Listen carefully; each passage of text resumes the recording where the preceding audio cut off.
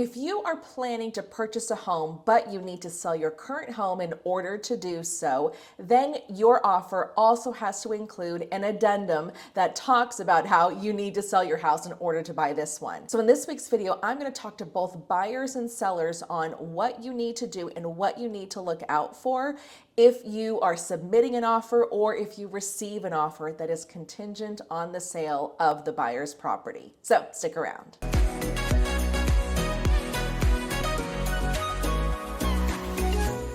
Hey everyone, my name is Danae Hewitt and I am your go-to DFW Realtor with Brico Realty Services. On my channel, I talk to you about all the things real estate. Just like today, I'm going to talk to you about contracts and things that you need to do in order to get that home bought and sold for you.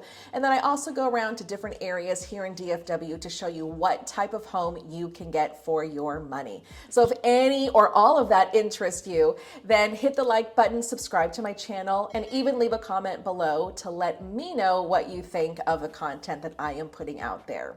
Let's get into this week's topic. The addendum for sale of other property by buyer is an additional document that needs to be submitted with the 1-to-4 offer contract here in Texas.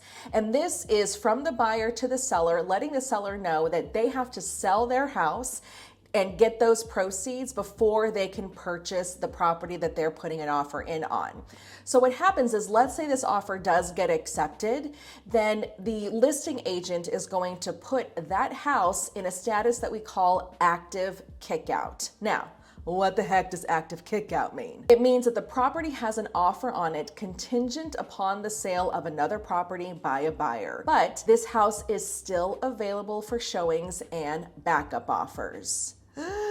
So an offer's been accepted, but if there's another offer that comes in that is better than this offer or that does not have this selling of a home contingency, then a new offer that comes in can kick out the current offer that has been accepted.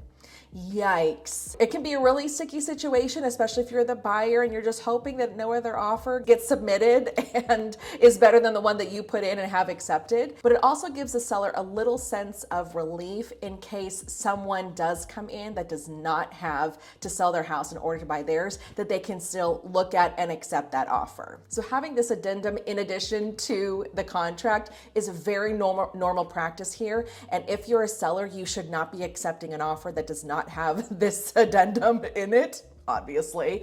And as a buyer, it is in your best interest that you add this addendum in with the offer, because if for some reason, you just don't want to lie, okay? If for some reason your house does not sell, but you need those proceeds in order to buy this next one, but you don't have this addendum that I'm going to go through in just a minute to kind of give you, to cover you, then how else are you going to terminate the contract? You have to buy this house. You're under contract to buy the house. And if you don't sell yours, but you need to, and you don't add this, it's a whole thing. So it's a layer of protection for the buyers, and it's a layer of protection for the sellers. So let me show you what this addendum looks like and what it means for both buyers and sellers. So paragraph A is the address of the home the buyer needs to sell on or before a certain date. So in paragraph A, you're going to write your home address, and you're going to write the date that the home needs to sell. Now, ideally, the date that you're putting on this addendum is the closing date for the house that you are planning to sell. That would be an ideal situation. That's a good indication, and that shows the seller and the listing agent that your house is active, it is under contract, and you have a closing date on it. If you don't know if your house is active, but it doesn't have a contract on it yet, then you're, unfortunately, with this paragraph, you're kind of reaching for a closing date, and we just don't know. My best advice is to look at the average days on market for your area. And if it's 20 days, let's say, and add another 30 onto that for the escrow process. And maybe you put on the date that this house needs to close, maybe you put 50 days. So it lets the seller know that this house should sell on or before this certain date. And that's the key part in this sentence. It's on or before. So you can sell the house before. You can buy this house before this date, but if it's afterwards, then obviously new conversations need to be had. Maybe an extension is drawn up, it just kind of depends on that situation. But at least the seller knows it's on or before. But ideally, again, if your house is already under contract, you put your closing date in paragraph A. Paragraph B is where the seller has a little bit of protection. Paragraph B is how many days the seller will give the buyer to remove the home sale contingency if the seller does get a better offer. So you're in the kick-out status, the seller is still allowing showings, and they get an offer. It could be a financing offer, but they don't have to sell their house in order to buy this one, or it might be an all-cash offer. And both of those offers are better for the seller because then they have an exact closing date and they don't have to wait on this other house to get sold in order to purchase their house. So if a seller does get an offer like that, they do need to notify the buyer and say, hey, we got this offer. I'm going to give you X number of days to remove the contingency to sell your house if you can do so. In this paragraph, if you're a buyer's agent, you want to get as much time as possible. As a listing agent, you want as fewer days as possible. But what I typically see in our market is 3 days. The seller gives a buyer 3 days to figure it out if they can remove that contingency or not. If the buyer does waive the contingency, then we move on to paragraph C. If the buyer does waive the home sale contingency, then they will need to add additional money to have a little extra skin in the game. And typically this amount is 1% of the contract price. So you've already put in earnest money, which again is typically 1% of the contract price. And if you're waiving this contingency, you are definitely letting this seller know that you have an additional amount of money to put your money where your mouth is and says, no, we're very earnest. We're still going to purchase this house.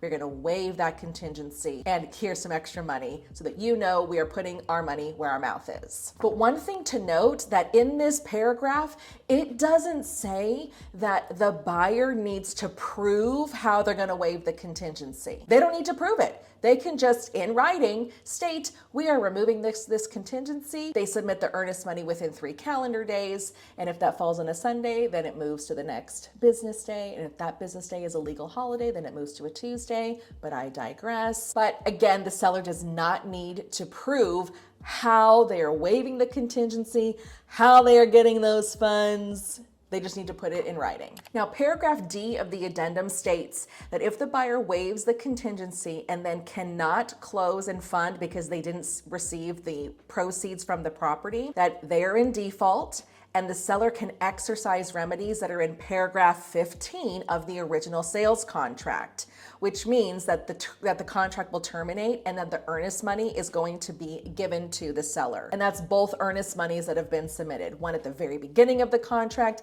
and then one whenever this buyer waived their contingency. So buyers, if you do waive this contingency, you have to be 100% sure that you can close on this house. Maybe in this situation, you're able to receive gift funds from a family member or something like that. But of course, talk to your lender about all of that. And maybe those funds would help you purchase the house. Once you sell your house, then you pay your family member or your friend back.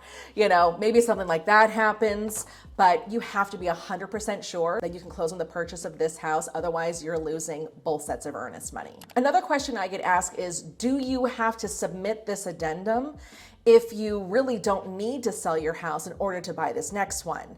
And the answer is no, you don't have to submit it. So let's say you have a house and you plan to sell it, but you don't have to sell it and get those proceeds in order to buy the next house. Let's say in your bank account, you've got a 5% down payment already saved. So you could use that money as your down payment on this house and then close on it, you're in it, great, fantastic, and then you sell your house over here, you take those proceeds and then you use it towards your mortgage. Or you don't, whatever. But it basically means that, hey, I got the money for my down payment and my closing costs on this next house. I do have to sell my house, I'm planning to do it, but I don't have to do it in order to buy this one. So that's in the case where you wouldn't need to use this backup addendum. Here is a little bonus tip for everybody, When the listing agent puts this house in the active kickout status, that should be a field that real estate agents are searching for you as the buyer.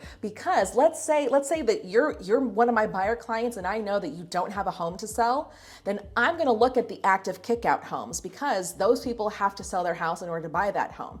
When we're gonna schedule a showing, and if we wanna put an offer, we're gonna do it because most likely it's a better offer than what's already on the table. So for you buyers out there, and that's your situation, you don't have to sell a house in order to buy another one, make sure that your real estate agent is searching the active kickout status because those homes are under contract, but they still could be available. Well, that explains the active kickout status and what a buyer needs to do in order to submit the offer when they sell their house, blah, blah, blah, blah, blah. I hope this video gave you a ton of information. If you've got any questions, my contact information is in the description below. And in the meantime, check out that video right there. Have a great day, everyone. We'll see you next week.